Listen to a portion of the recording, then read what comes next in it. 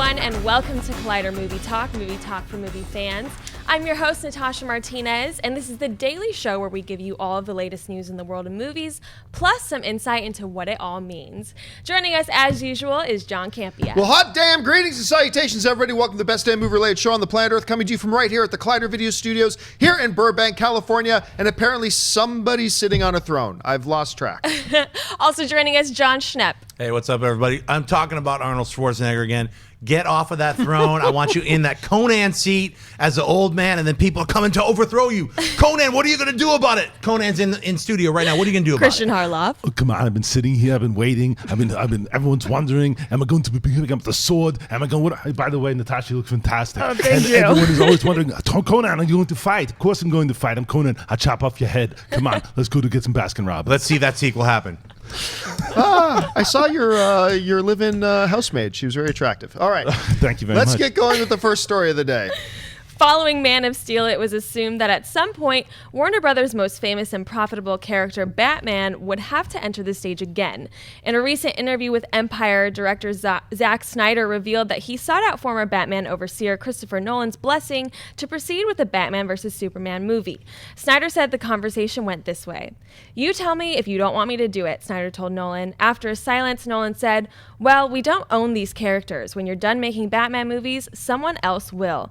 John, was it the right thing to do for Zack Snyder to seek Christopher Nolan's blessing in doing Batman vs. Superman? In a symbolic kind of way, yes, it was actually kind of nice for him, and I think they probably knew that the fans were going to like to hear it as well. But let's be honest. Had Zack Snyder gone to Christopher Nolan and said, "Hey man, you just tell me if you don't want us to do these movies," and Christopher Nolan said, that's really nice of you. I would rather you not do these movies." Then Snyder would go, "Really? All right, good to see you again, Chris." And then he would proceed to go and make the movies. So let's not have any misconceptions or delusions about that. He was going to make these movies anyway. But as a symbolic gesture, yes. It is kind of interesting to note that Christopher Nolan's reaction wasn't overly, "Yeah, Zach, you make that Batman movie." He was like, "I don't know these characters, so whatever, go ahead." But yes, on the surface, on the flat level, was it right for him to do it? Symbolically, I think it was a nice gesture. Kristian? It was certainly a smart move, too, because Yes. you get endorsed by the fans because Nolan was the king of Batman. He resurrected because it was dead after Batman and Robin. Right. Dead. And then he brought it back. Batman Begins. You know that because of what he did, regardless of what you think of the last one, the trilogy still is very popular amongst fans. And I like the third one. But anyway, and so by going to Nolan and getting that blessing, yes, it's really smart. I actually disagree with you a little bit, though. I think that Warner Brothers certainly would have made those movies. Now, I think that because Zack Snyder and Nolan have a pretty good relationship, that if Nolan was like, "Listen, I'd rather you not do it, maybe we'll work on something else together," it's possible he would have stepped away from it. Warner Brothers certainly wouldn't have stepped away from it. They're making those movies. Whether or not Snyder, who the hell knows? But it was a real smart move for him. This makes sense for him to do that because there's respect. He brought Batman back and essentially kind of brought back the superhero genre in general. Well, I don't know if he brought back the superhero genre. In the darker tense. I shouldn't say brought back the for whole DC genre. he did. But from the way the tone shifted, because when he brought back Batman Begins and gave it that more dark, gritty, real feel, all movies started doing that. Even Iron Man. I think the first X-Men kind of initiated the first one that did, trend. but then it jumped back in X-Men 3, and then it went to... But X-Men 3 is really? after Batman Begins. Yes. Well, sorry, it's not fantastic. Sorry, we're just going to get a little Still nerdy here with the history seven? lessons. All right. Snap, what do you think? All right. So I think it's a little mixture of both. I think it's cool that Snyder asked him. You could read into the moment of silence however you want to read into. Nolan putting on the boxing gloves. You trying to take my Batman stuff? But he already said he was done when he did that third movie. He was done, and he produced in his own way, godfathered in Man of Steel. So he was on there. He helped shepherd it in. However you want to use the terminology, he was very loosely involved. But he helped make Man of Steel happen. Right. So I think him and Snyder already were on the same page. And it's like, just Batman coming in was just out of like, what if they just show up with all this kryptonite and they deliver it to the Wayne Mansion? And then that just had them start, when they were breaking Man of Steel too, they were just talking story points. And then they were like, why can't we bring Batman in fully? And that's when that conversation happened. And I think it was, Nolan is perfectly 100% right in saying someone else will, so why not you do it? So I think that's kind of how it was. It was just a natural flow from, instead of doing Man of Steel, let's start the entire DC universe now with Batman v Superman, introduce everybody and reverse engineer it, because they can't do what they were trying to do with, like, Superman Returns. Green Lantern was a failure, so they just couldn't do it the way Marvel was already doing it. So this is their big bet. This is the big gamble. Batman v Superman, everybody else is in it. They're already doing a Wonder Woman. So you could definitely thank Christopher Nolan for all that. And he is the godfather of what is now the DC universe. All right, what's next? One of the stars of Jurassic World, Bryce I caught her in the Dallas- middle of a sip of her coffee. She tried to hide it. But I got it. One of the stars of Jurassic World, Bryce Dallas Howard, was recently interviewed and asked about any information she could share regarding her character in the upcoming sequel. Howard said the following: Claire is a different person now. The person she is at the end of the movie is not the person she was in the beginning. Her armor of sorts was that white, pristine outfit with heels in a very corporate environment and stuff. And the chick at the end, totally different. So yeah, it better not be in heels. Kristian, how different of a Claire do you think we're eventually going to see in the next film? I mean, I don't know yet, because I don't really know what's happening with the story. There's rumors of where the story is going to go and what the world's going to look like in general from post Jurassic World. So it's it depends, because it worked with Sarah Connor.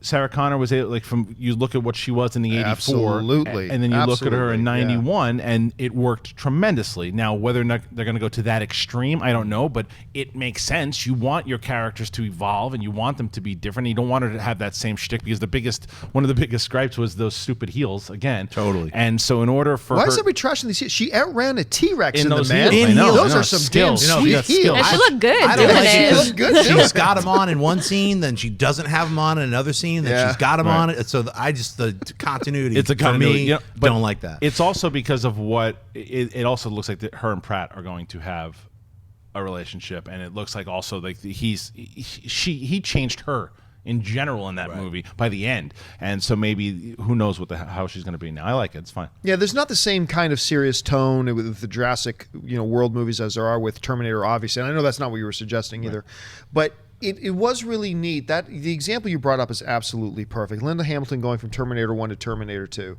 because the events, if this were to happen, of that first Terminator would forever change that character. You have to imagine that running away from a T-Rex in high heels would probably change a character. So I do hope that once we get into the second film, we see that an event like that. Look, I have a bad burrito, and it kind of changes my disposition for the day. So you got to think running away from a T-Rex has got to probably have some impact on the character. And I do want to see that evolve and change. And I want to see it happen in Pratt's character too, because like he was supposed to be the expert. He's raised, velociraptors. I get that. But that was a different kind of experience. So I hope that the characters reflect that. Schnepp. I just want more chips with the burrito, not 5 chips. Right.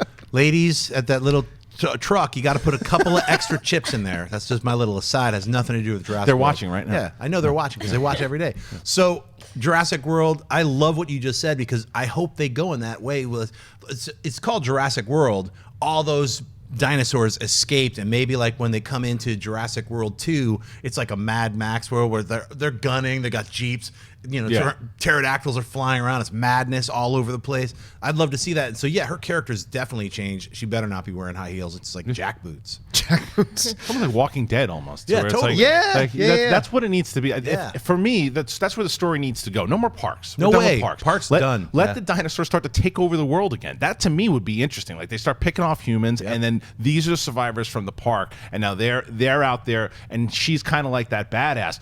I'm all for that. Let's make that the movie. Any more parks, and I might be checked Well, and let's out. not forget, too, at the end of the movie, spoilers for anybody who hasn't seen it yet, not that this is a big deal, but, remember, the bad guys come and they take all the samples, Right. and they're going off to another site. So now, kind of like we did in Jurassic Park 2 or 3, we're going to have a B site now that's going to have even more creatures and monsters, and we'll see how they sort out this whole convoluted mess.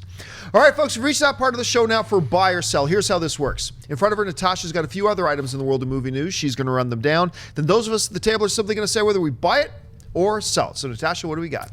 Things seem to be moving along in preparations for the upcoming Marvel film Guardians of the Galaxy Volume 2.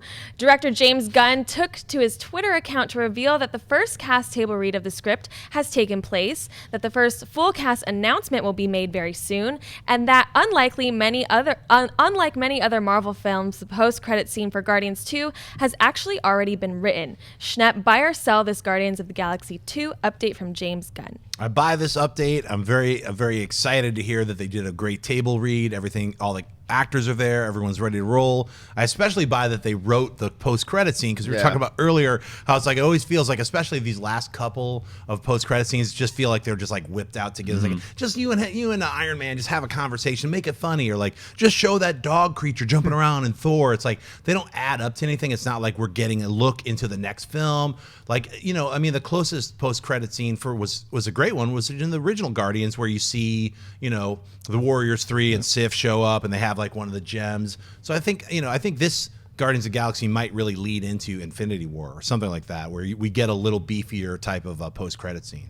A lot of people forget the Collector still has that Infinity Gem. He's still in possession of that. So that's why I was a little bit surprised when they announced that Benicio del Toro was probably not going to be showing up in Guardians of the Galaxy 2, just because we're getting closer to Infinity War. That Infinity Gem that he's still in possession of has to come into play at some point.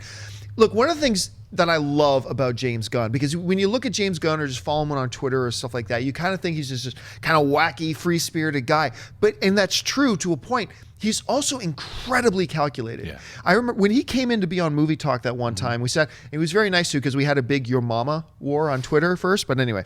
So he comes in, and when he starts talking about his process, you realize this guy is probably one of the most prepared filmmakers going in. He even talked about how pre-production is my favorite part of making a film, post-production is my second favorite part, and I don't actually like shooting movies. Because that's where you got to fly by the seat of your pants more than anything else, and he likes it all being planned. So I'm totally in agreement with you when you mentioned about the thing that excites me here is that they're putting so much thought this far in advance into what the post-credit scene is. So you got to know it's not going to be an irrelevant Thor shows up and kisses the girl, or the dog hopping around. Or this is probably going to tie directly either into Infinity War, or maybe Spider-Man, or maybe something else along those lines. Who knows? What do you think? See, I agree with you guys, but I think that that Marvel started paying attention to this right before Ant-Man, because Ant-Man would seem to be a little bit thought out too. Especially the Captain America part. There were two. There's a Captain America part that obviously leads into what we've seen in the trailer of Civil War. The other one didn't feel planned out to me. It's like, hey, the other one with the Wasp felt more like, let's do that. That'd be cool. But the Captain America one felt very executed. I don't agree. I think because of where we're going to go with that character and the way she's going to play in. Now, if she turns out to not do anything, and that's not a big Ant-Man and the Wasp. That's what I'm saying. Yeah. So I think it was a big lead into that next movie, and then obviously the Civil War played into it. So I think they know how much these post credits mean to us, and how much people are looking forward to them and what they've done. So I think that by him saying that. And he is absolutely that guy that's saying, okay, we need to make sure that this ties into that. Okay, this is all good. And he loves to tease, and he loves to get the fans excited. And he'll do stuff on Periscope all the time, and he'll get people like just jacked. And when it comes to making an announcement, he knows when to make those announcements. So the fact that he had this read, knew it went well, told everybody about it, it's typical James Gunn. So I'm super excited that he did that. All right, what's next? As many of you know, the mobile game-based movie Angry Birds is hitting theaters on May 20th and will feature the voices of Jason Sudeikis, Josh Gad, Danny McBride, Bill Hader, Maya Rudolph, and Peter Dinklage. A brand new trailer for the film has now hit the web. So, John, buy or sell this new trailer for Angry Birds? Okay, so a minute 30 into the trailer, I would have been a sell. The last gag, I gotta admit, got me. The whole water spitting thing, and then the bald eagle pissing in the water, and then the birds. Look, it's so juvenile and stupid, but I have to admit it's juvenile and stupid, but I was laughing my ass off at that point. So it saved it for me. I'm going to give the trailer a buy. I'll buy it also. I think from what I've seen so far of this trailer, and from Sudeikis, I think it's perfectly cast as this bird. Yeah, good voice for it. I think that I think it's because I think you right away just want to say, Angry Birds making a movie off of Angry Birds. We all said that. Of course we did. But then when you see it and you see, okay, there actually could be a little story here. And like I'm okay when people take a property and make a cool story out of it. That it does, as long as the property's there. Look, Pez could be. No, I'm just telling you. No, I'm just possible. Never. Is it stupid and horrible? It's beyond and ridiculous? dumb. Yes. But you have to open their head to get a pellet out of their neck. But a lot of people thought the Lego was going to be atrocious, and it was great. Now, granted, they had the team. Lego kids have legs. It's about the team. It's about the writing. I'm not disagreeing with you. I'm making a Weeblos movie next. What are they, Weebles or whatever they're called? Cup is coming out. Yeah, next I can't week. wait. Cup the movie. Cup the movie. Can't wait to see it. I'm just telling you, depending on who has the passion behind it, and this movie to me looks like it could have some fun moments. Christopher Nolan is making Pez the movie. See? Then I would see it. Right? That's the only way with a good Hans Zimmer score, I'm down. But so yeah, I'm interested. I see. This is where me and John Campea are completely in opposites, because I was going to buy it, and I still buy it up until that ending with the bald eagle pissing, and they're like, "I just swallowed that." I was like, "Oh, really?" Wendy, I can't argue with you about that, 'cause you're reminded me, she was right. like, "That's for kids." It was like the pee thing. But then I was like, I know, but they didn't have to go that far to show them drinking it and spitting it back. It got a little weird for me, but I was laughing out loud with all the other stuff with the hey brows and calling, making fun of the one bird because he's, angry all the time. I really got a kick out of it. It made me laugh, and I had zero interest in seeing Angry Birds the movie. You're exactly right. I was like, Angry Birds the movie, this is insane and stupid. They even figured out a way to show them using the dumb rubber band to fire off a bird at a pig. Figure that out. They actually figured out some dumb way to make that amusing. That's what I'm saying. So yeah, I mean, I'm buying it angrily. I angrily am endorsing I this do think, film. though, that the first trailer was better. I do think that Yeah, the I first don't trailer disagree was a with little that. bit better and it was a little funnier. All right, what's next? It's just been officially announced that Sony's brand new Spider-Man movie will hit theaters on July 7th, 2017, and when it does, it will do so in the biggest way possible, in IMAX 3D.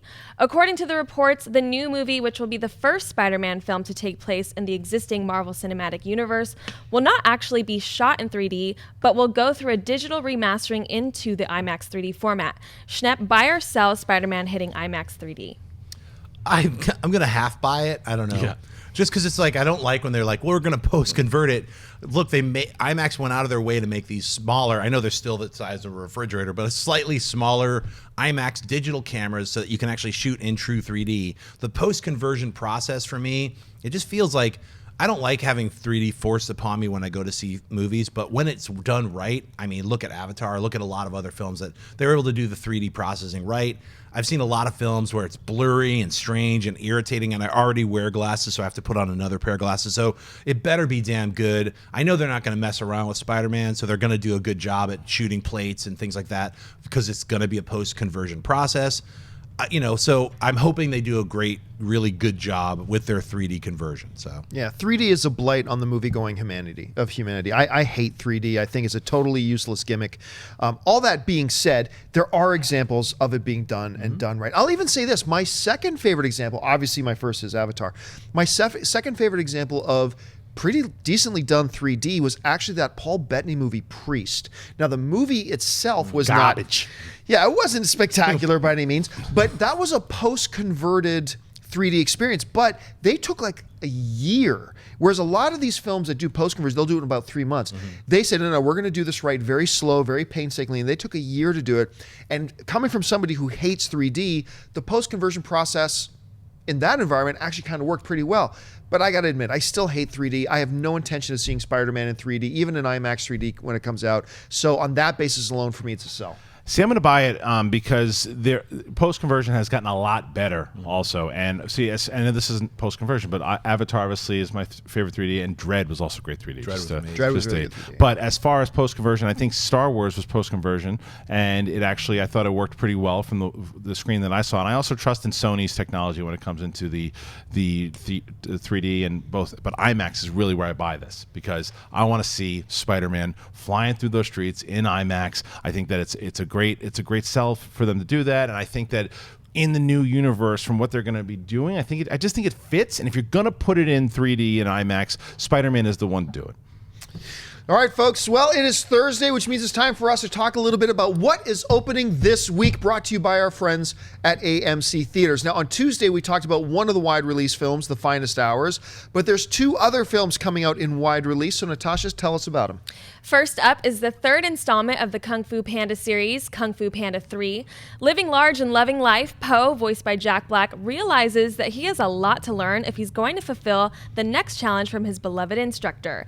After reuniting with his long-lost father, voiced by Bryan Cranston, Po must transition from student to teacher and train a group of fun-loving, clumsy pandas to become martial arts fighters. Together, the Kung Fu brethren unite to take on the evil Kai, voiced by J.K. Simmons, a supernatural warrior who becomes stronger with each battle. Next is 50 Shades of Black. In this brand new satire film, entrepreneur Christian Black, played by Marlon Wayans, pursues a young woman in a spoof of 50 Shades of Grey.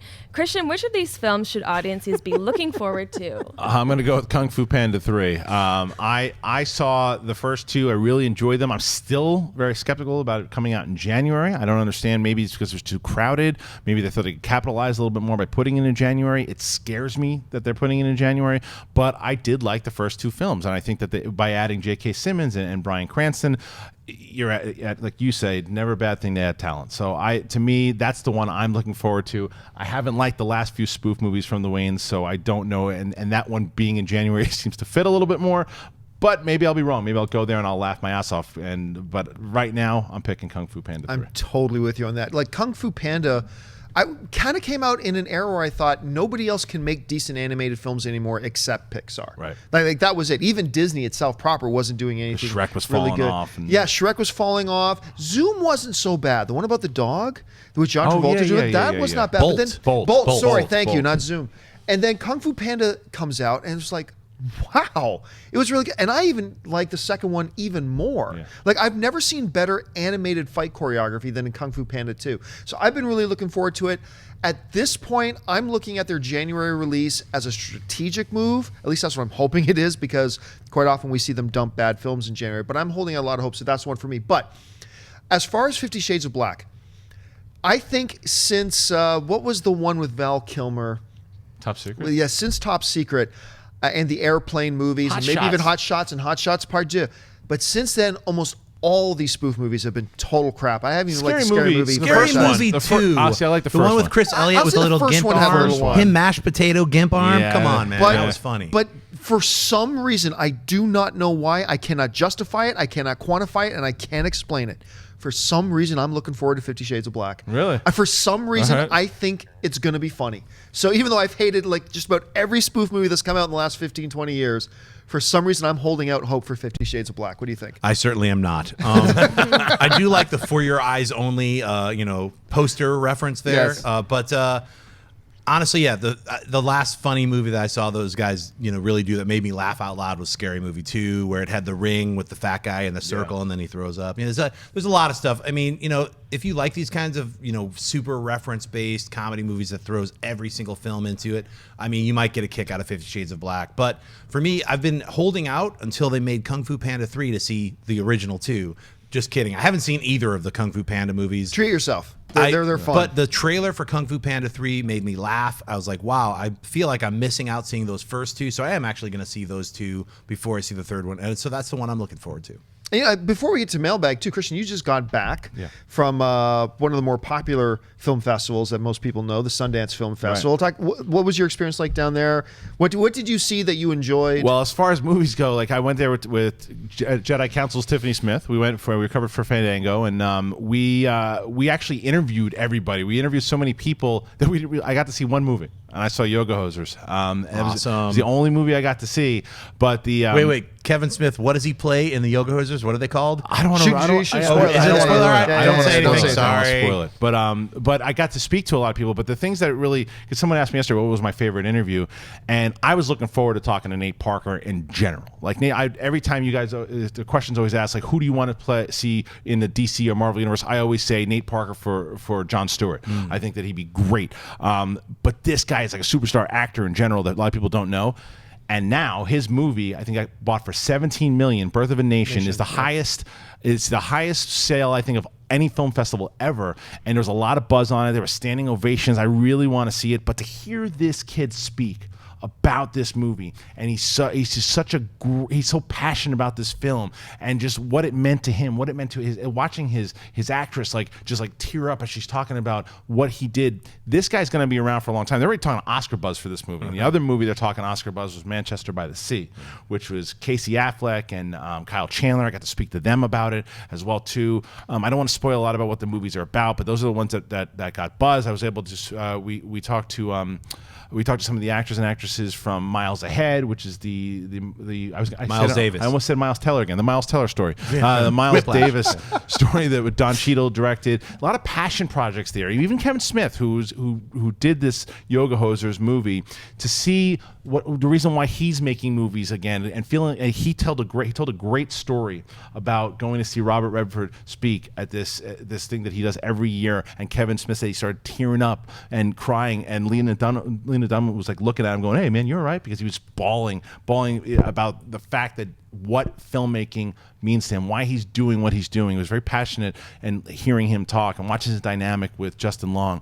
I got to talk to Anderson Cooper, which was really cool. He had a documentary out there. So I get to talk to a whole bunch of people and to watch the vibe there at Sundance. It's very different from the atmosphere of kind of where we're talking with whether it be Star Wars or Marvel, and you hear the smaller projects. It's nice to see how alive that world is, because you don't hear about it as much.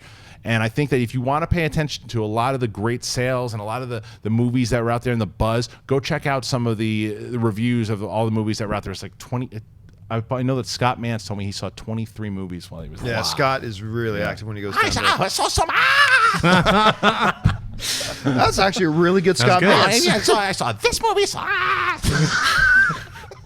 All right, folks, we reached that part of the show now for Mailbag. Listen, if you've got a topic or a question you'd like us to address on the show, you can just email us anytime at collidervideo@gmail.com. Now, for those of you who are watching us live, at the end of the show, we're going to save a little bit of time to take some of your live Twitter questions. How do you get a Twitter question to us? Simple.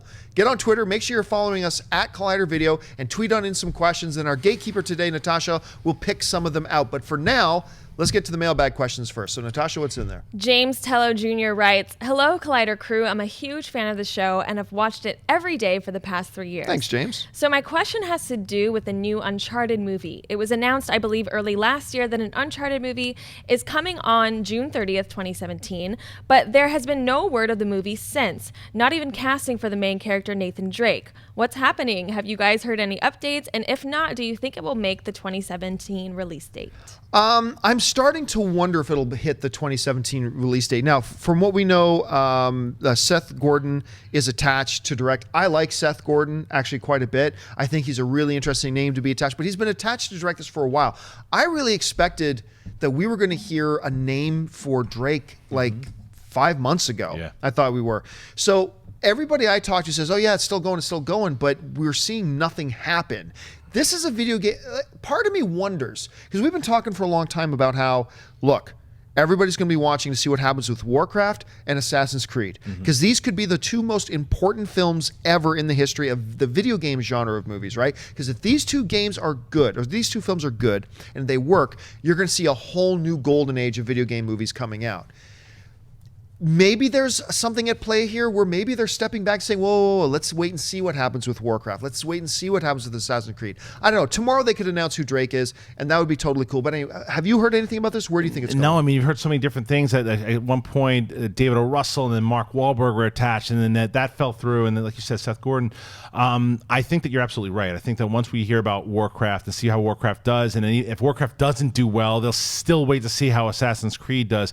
But to me, out of all those movies, Assassin's Creed, which I'm very excited about, even a little bit more so than Warcraft, I think that Uncharted is the one that should have a movie.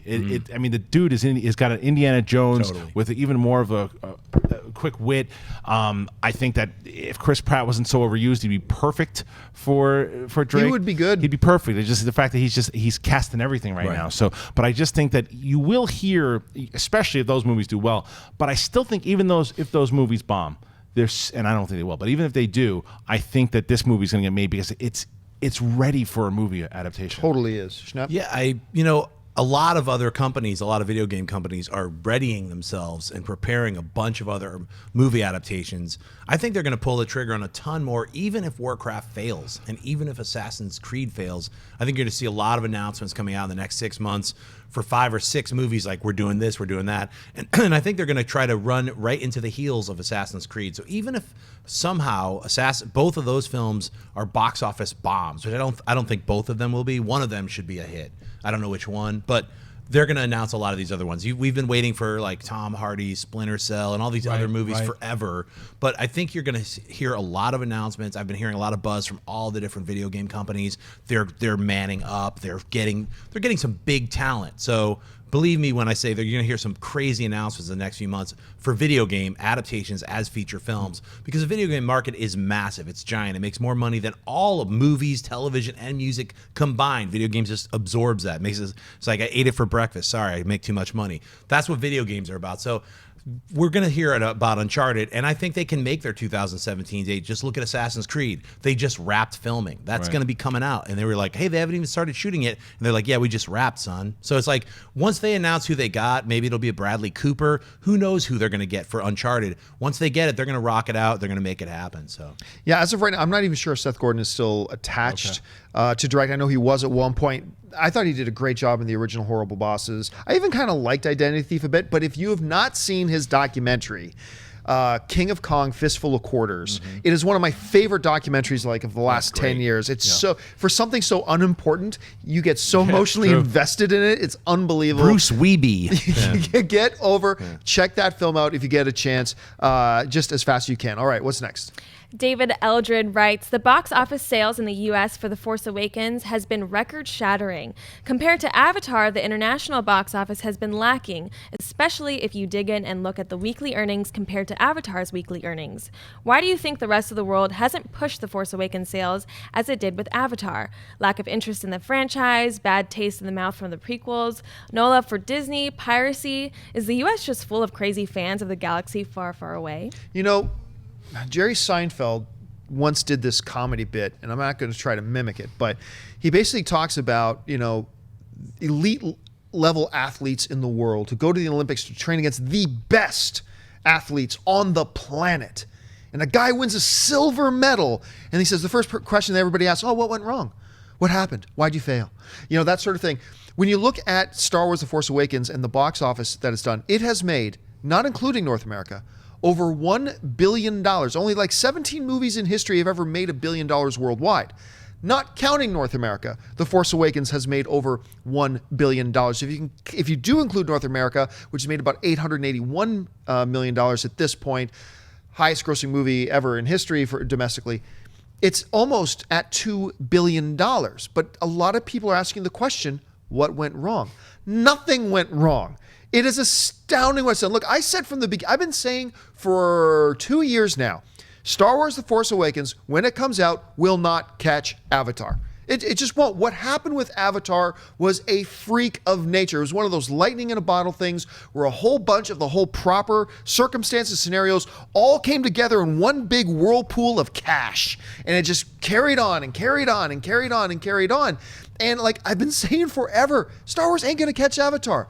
So I find it really weird that we're sitting down now looking at the financial numbers of Star Wars The Force Awakens, the most successful film of the past 10 years, and going, what went wrong? Nothing went wrong. It's a smash success. There is no way to define it. There's no other definition on this movie other than smash, hit, blockbuster success. I don't know, Kristian, how do you see it? It won the silver. I mean, come on. Actually, technically, it's bronze right now. Still behind Titanic. But it absolutely, and it will probably win. Catch Titanic. It will, and that's exactly right. Is that we're in a different age now from when Titanic came out.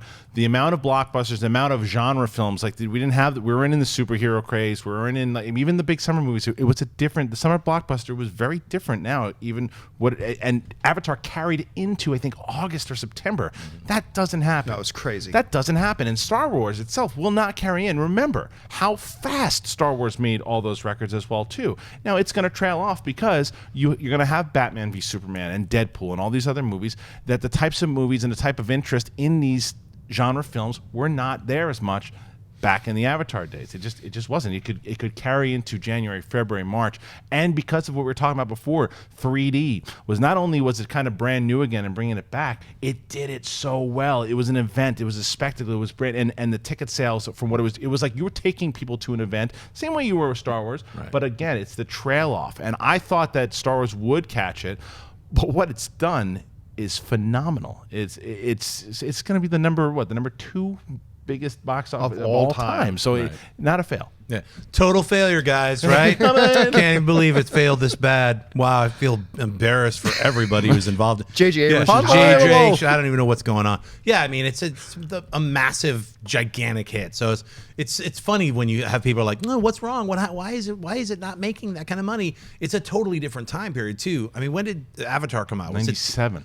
No. You're thinking Titanic. No, Avatar. 2006. 2009. Yeah, I mean, look. I mean, you have to look at like our streaming. I mean, we have Netflix, Amazon, Hulu, a billion other things coming out.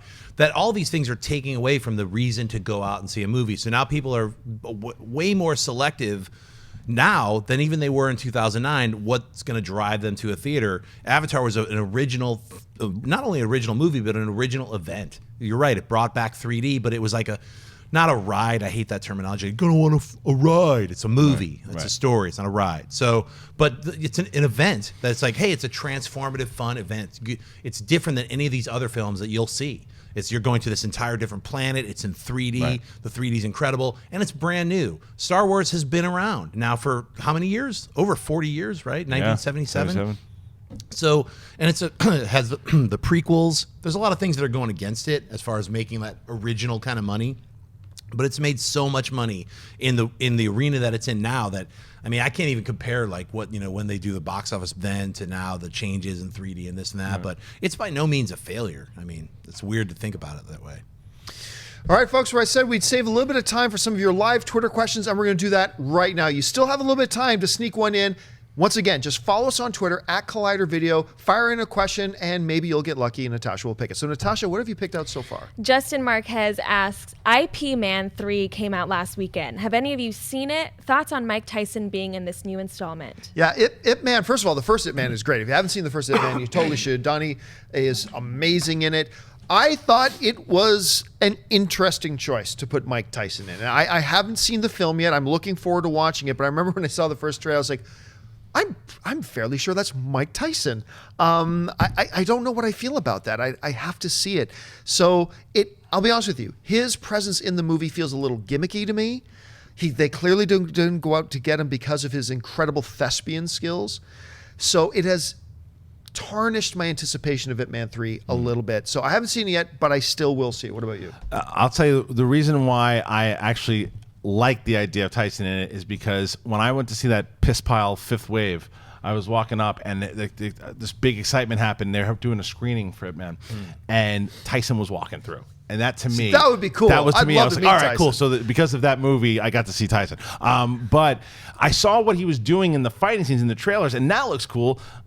But no one is going to think he's going to be putting out an amazing performance in this movie. The guy can't act, and I don't think he's pretending that he can act. He's like, and I know someone who saw the movie, and they said he was terrible in the movie as far as acting wise, but when he's fighting, he has that thing that he's always had. He has the movement, he's got the ferocity, you want to watch him fight. That's why he was one of the most successful fighters of all time.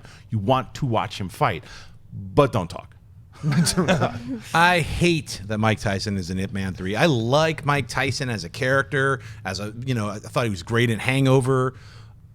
When I saw him in that trailer, and I loved the first Ip Man. This is a guy who trained Bruce Lee. It's the story of his life, and he never fought Mike Tyson. And he's not. Mike Tyson has no business being in Are you sure about that? I'm 100,000%. But he's not Tyson. He's not playing Mike Tyson. I know, but he's got the tattoo. It's Mike Tyson. Sorry, there's no way you can do. Oh, he's a character. No, it's Mike Tyson, and he's fighting the guy from like the 70s. It's like, what's happening?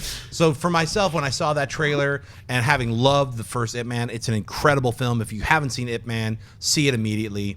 But yeah, I don't care about Ip Man 3 right now until I see it. Like you said, you just said it. You said somebody saw it and they were like, yeah, it's like Mike Tyson. He ruins it. I'm like, great. That's ludicrous. All right, what's next? Michael Gujar writes, what are some of your favorite documentary movies? Well, we just mentioned King of Kong, Fistful of Quarters. Young at Heart. Oh, that's a really good I've got one. I think it's called Field of Dreams. It's the Werner Herzog movie about making Fitzcarraldo, and it's just him fighting with Klaus Kinski. The entire Burden of Dreams, I believe that's the title. Sorry, not Field of Dreams. That's Kevin Costner. It's Burden of Dreams. It's incredible. Look for it. It's amazing. Is that the one? I think that's the one where Herzog is talking a little bit about shooting stuff in like enforced things. Sorry, you got to check this out. There's a scene where Werner Herzog, who is a god, like Werner Herzog talks about the birds. He goes, people hear the songs of the birds in the forest. They hear beautiful music. But what they are screams and cries of agony from the daily torture of life. That's right. Like Herzog is amazing. Is that the one where he got shot too? Yes, it's Burden He of got Dreams. shot and Kit kept going with the interview even though he had just gotten shot. It was that Klaus Kinski crazy. like angry in his tent, just shooting off a gun or something. Can't find the name of it. It was I'm sure you've seen it. It's the wrestling one, and it like has Jake the Snake Roberts. It came out in like 2000. Oh, Wrestling with Shadows? No, anybody. Beyond the Mat. That's it. Thank you, Dennis. Beyond the Mat is a phenomenal documentary yes, about the world of wrestling, and it's heartbreaking. Definitely. And also, just speaking of Jodorowsky's Dune, if you want to find yeah. about the madman and his 10-hour strange psycho trip film that he would have made with Mick Jagger, check that out. It's an incredible documentary about a movie that never got made. And by the way, speaking of movies that never got made, The Death of Superman Lives What Happened. You should check that out. TOWHL2Q1QB1. What he's trying to say is TDOSLWH.com. And thanks for all the people who have seen it. I appreciate it. Go check that out. All right, what's next? Nuff Said asks, what do you think about Thor Ragnarok being more comedic? Yay or nay? I say the nay. It depends, man, because Kenneth Branagh, now he's a master, but Kenneth Branagh found a way to make Thor, the first Thor film, fun, exciting, and funny in the right moments. If they can pull out that kind of a balance in Thor Ragnarok, I'm a for. What do you think? I'm definitely for it because of who's directing, and I'm so bad with the name, but Taiki Wakaki. Thank you, because he's doing he had I interviewed him at Sundance. He's got a new movie coming out, and that dude is so quick, honestly. And then What We Do in the Shadows, which I never saw, but everyone raves about it. It's worth saying. I believe it's on Netflix. People right now. love that it's movie, got a and that's sequel another coming one. out, too. He's getting a lot of buzz as far as what he's been able to do so far. I think that if he's able to blend both his humor, we're not going to have a problem with Right. it. If he's able to do it the right way, like John said, blending it with the action, but you're going to have a big thing to do here with Hulk. I mean, you got a lot to do with Hulk. I don't want it just a comedy show the whole time with him and Hulk. But if the comedy is there with the action, I think this dude can make it happen. I say the yay. Yeah. I think it's going to be a good mixture. I think what they did is they had Thor Ragnarok, the script is an incredibly dark script. That's what I've heard. It's very dark. So they brought in a director who can add that lightness and that humor to counteract the script a little bit and to bring in. It's not going to be like Bing Crosby and Bob Hope on a camel. It's like Thor and Hulk that'd be cracking amazing. jokes. But I wouldn't mind it. Yeah, I would see that I'm not movie. going to hate on it if they're able to make that work organically. I think they got the right guy to be able to add that sensibility and that fun levity to something that is going to be a dark movie. Yeah. It's about bringing about the death of everything. It's Ragnarok. Look it up, kids. It's all about Hela is going to be in there. They're trying to destroy everything. So I think you have to have a little bit of humor in there. All right, last question of the day. Tony Rogers asks, what was the last movie you thought was going to be garbage but ended up not being just good, but one of your favorites? Oh, not just good, but one of your favorites. That's I'll say Neighbors. That was a shock to me last year. yeah, that didn't look Because all I was that like, good. it's going to be okay, and then I really enjoyed it. I brought up Dread. I thought Dread. I don't know if it was one of my favorites, but I would I say was so worried about I Dread. saw that the last day it was in theaters because I heard so much like, it's not supposed to be good, and I loved it. I was like, awesome. so It was amazing. Dread was awesome. And this doesn't really qualify to answer the question, right? Because didn't end up being one of my favorites. But I thought that last Teenage Mutant Ninja Turtles movie was going to be horrendously awful, and It was. Hey, I can't say I hate it either. But Yeah, if you we go walked in out with like zero entertained. expectation, that's the whole thing about lower your expectations to literally garbage, Yeah. and then you'll be like, oh my god, these 3 scenes were really cool. So I think it's how you go in seeing it. I was dreading watching Bridesmaids when I saw the trailer originally. So fun, and yeah. I was like, yeah, no thanks. And I went up losing it over that movie, so that was funny. All right, folks, well, that'll do it for this installment of Collider Movie Talk. Thank you so much for joining us. Listen, don't forget, lots of great films playing at our friends over at AMC Theatres. Head on over to www.amctheatres.com for all of your theater showtime and, of course, your movie ticket information. Make sure you bookmark our website, collider.com, the website keeping you up to date on everything going on in the world of entertainment. And while you're here, subscribe to our YouTube channel, keeping you up to date on all the videos we got coming over here at Collider Video. I want to thank the guys sitting at the table with me. First of all, sitting over here on my left, Mr. TLWH1Q75, Jon Schnepp. Schnepp, where can people find you online? 734 to the 5th, -3. You can find me, follow me just at Jon Schnepp on Twitter and Instagram. You can get my film, The Death of Superman Lives What Happened, by going to TDOSLWH.com. There it goes. All right, over here on my right. Listen, it took you a long time. I know, after you it got took that me drink. forever. It took you months to nail months that. and months and months. All right, Kristian, where can people find you? Well, first of all, I want to give a big shout out to Joe, Movie Talk fan, who was helping us out at Sundance. Dude was awesome. Big shout out to Joe. You can find me, Collider Jedi Council, today. We have John Campea, Tiffany Smith, and Tyrone Magnus. The reactor himself is going to be on the show today, talking Star Wars news. And Mark Ellis wants you to know that he's in Indy right now at Morty's Comedy Joint. Yeah. And of course, our lovely host today, Natasha Martinez. Natasha, where can people find you? You guys can find me on Instagram at Natasha A. Martinez and on Twitter at NatashaLexis_. And of course, you can follow me on Facebook and on Twitter simply at Jon Campea. That'll do it for us, guys, for Collider Video. And until next time, bye-bye. Hey guys, if you like this video, click the thumbs up button. Also, make sure you subscribe to our YouTube channel. It'll help you stay up to date with everything we've got going on here at Collider.